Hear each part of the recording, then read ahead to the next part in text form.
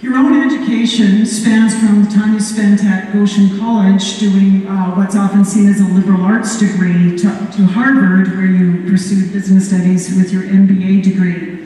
First of all, liberal arts sometimes is misunderstood as meaning it's only about arts and humanities. Liberal arts really means you study across arts, fine arts, as much as classic disciplines, sciences, and so on. But that grounding in that degree, together with your degree from Harvard, how has that set you up well for life with that combination of studies? Cheryl, I'm only partially informed. I actually started out in nuclear physics. But after spending a few days in the cyclotron, no windows and no girls, I switched careers. And I did get a business degree here in Manitoba, and then the liberal arts. And then I went for the Harvard MBA. What I will say is that, I'll say two things. One of them is I had advice from my mother, and she said, don't take courses, take good professors. And so I would go to great lengths to game the system to get the professor I wanted, and I mean to great lengths. And so I went through that. But the other part is, though, what I think to say to all students is you do learn as much around university, as in the classroom. It's always a combination of the two. And so when I was at Goshen, certainly those were the civil rights days, and we learned a lot on the streets, whether it's anti-Vietnam or pro-civil rights. And in different ways, I spent the summer with students on a motorcycle in Europe, and probably it's a combination of these things that all help. But in the end, I might say 2 years in Boston around Harvard Square in the 60s probably were very educational as well. Okay, thanks. You've described in numerous places the Mennonite Church, the Mennonite community writ large, as providing the range and the depth of your moral imagination. Give us some example of this imagination at play. Well, you referred in your initial comments to some things I'm involved in. One of them was the Canadian Food Grains Bank, which I suspect people in this room mostly at least have a lot or some familiarity with it. But it's one of those programs which is now running 40 years. It's very successful. The farmers love it. The government loves it. You probably couldn't kill it if you wanted to because it works for everybody. But the insight there was that it was really the insight that made it work. And the insight was that farmers, everybody's being asked to donate, but farmers said, we want to give out of what we are. We are growers of food. And people said, we'll send in a donation to somebody. And I think the insight was that we allowed farmers to be growers of food, but through the organizations that work with the Food Grains Bank, their job is to translate that into something at the other end, which might be food security or other things, not simply delivering wheat. I don't think the government could have ever thought of a program like that. And so it was and probably a lot of other churches couldn't. The Mennonite community, I think, is unusually responsive to things like that. So they made it work. Later on, other churches picked it up. But that was a combination of where you understood how the Mennonite community worked in terms of its charitable impulses, but then you have to connect it to a larger idea, which sort of will survive all takers, I think. Thanks.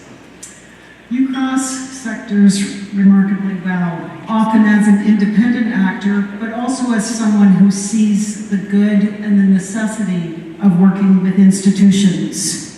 And you are especially effective in bringing institutions across different places in society together.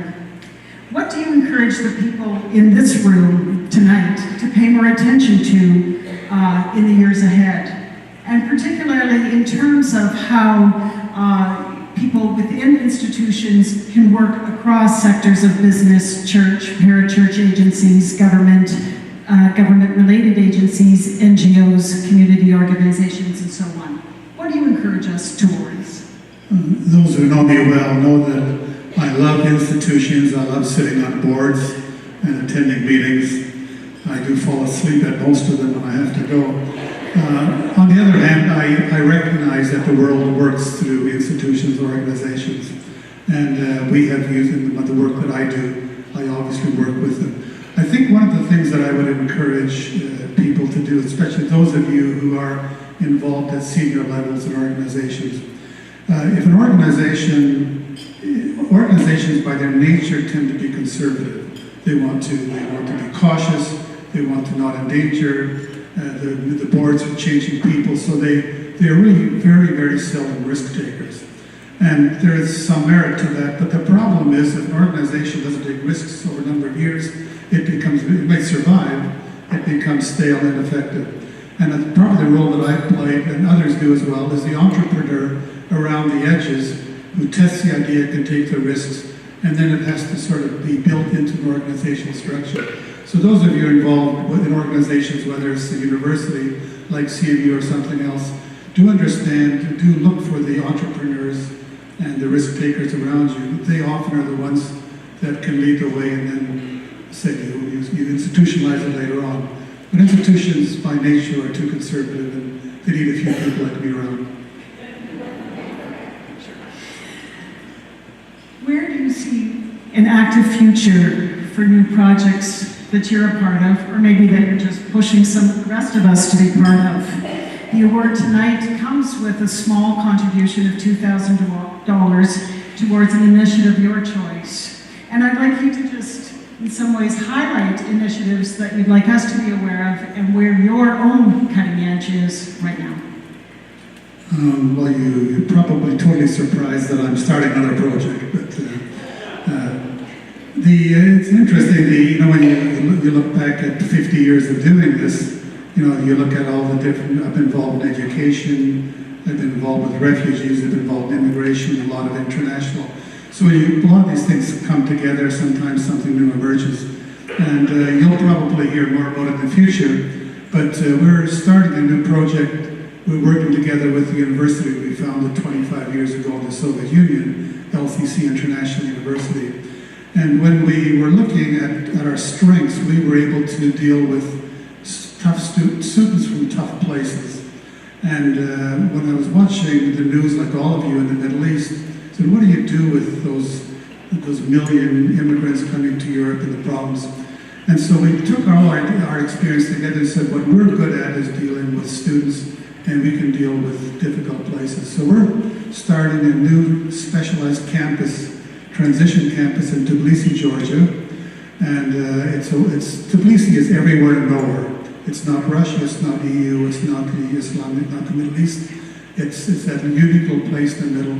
We want to bring students from Syria and Iraq, from all groups, Sunni, Shia, Christian, Yazidi, all the minorities. Bring them there. These students, we estimate 200,000 students have lost their university studies. It's a whole generation of young people. And it's the leaders, and if they're not given a chance, they become something else. So our goal is to bring 500 students there, spend 6 to 12 months with them, get their English up to speed, do trauma counseling testing, and get them into universities around the world. So this program is being launched. Our first students arrive in May, and we've already lined up their first destination into university in September. So that's my current project. The destinations are a little challenging for a guy my age, but so it's Beirut, it's Jordan, it's just Kurdistan, in that part of the world. So while my health holds and I enjoy traveling, I'll do that. And I tell you, this is my last on-the-ground assignment, but who knows? We'll see. But that'll be the next 3 years what I'll be doing. The next 3 years, and she doesn't believe the on-the-ground line, I'm sure. Thanks for these responses. You just mentioned Tbilisi, Georgia, and I actually want to read a paragraph from a letter that came in from Bishop Sagalashvili from the Peace Cathedral in Tbilisi, Georgia. And this letter that came in was written on behalf of himself from the Peace Cathedral, as well as the spiritual leader of the Yazidi people, and also the Imam in Georgia. And he states, your concern for the suffering is commendable. Your compassion towards the socially deprived is admirable. Your tolerance of the people of various faith traditions is heartwarming. I thank God on every remembrance of you and your wonderful life. Thanks so much. Art, and Art and Leona for this work that you are doing together and continue to do in Georgia and elsewhere. And I will say that the Bishop's comments here were echoed in many, many others internationally, who I got to read the congratulations to you and just learn a whole lot more about the projects you've been part of and the spirit of generosity with which you do them. On behalf of the room here, we are now going to offer the award to you. I ask Leona to please come and join you on stage, and we will move to the award. So now, on behalf of all of us, with pleasure and a deep heart of gratitude, we honor you with the Canadian Mennonite University PAX Award for your lifetime and ongoing service, leadership, and reconciliation in church and society. Please join me in prayer.